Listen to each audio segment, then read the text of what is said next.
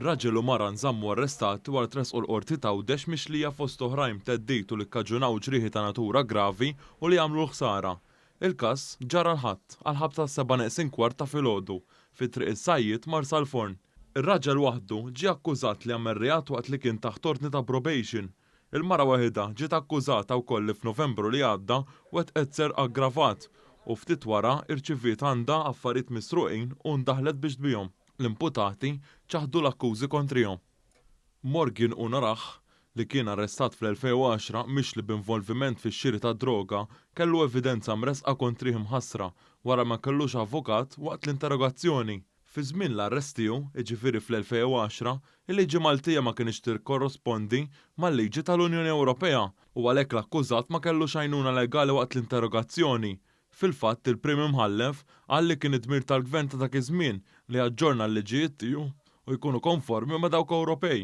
Il-liġi ta' dritt tal-avukat waqt l-interrogazzjoni daħlet fl-2016. Il-qorti qalet li l-akkużat ma kellux assistenza legali li setgħet tiġbidlu l-attenzjoni li b'dak li kien qed jgħid jinkrimina lilu nnifsu. Francis Frendo ta' 54 sena u George De Bono ta' 47 sena instabu ħati li talli fl-2006 kienu f'pussess ta' flus folos fost oħrajn. Fil-qorti nstema kif iż-żewġ imputati ma reġgħux xelfu difrihom mal-ġustizzja mindu ġew arrestati fl-2006 tant li daw tejbu ħajjithom ferm.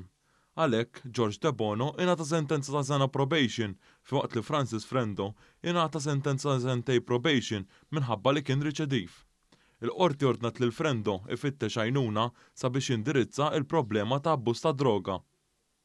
Josephine Farrugia ta' 49 sena instabet ħatja li fl-2002 irċiviet u kellha fil-pussess tagħha flus folots li ammontaw għal $30 Amerikan. Il-qorti rat li dan il-każ kien iżolat u għalhekk l-imputata ġiet liberata bil-kundizzjoni li ma tagħmilx reat ieħor fi żmien sena.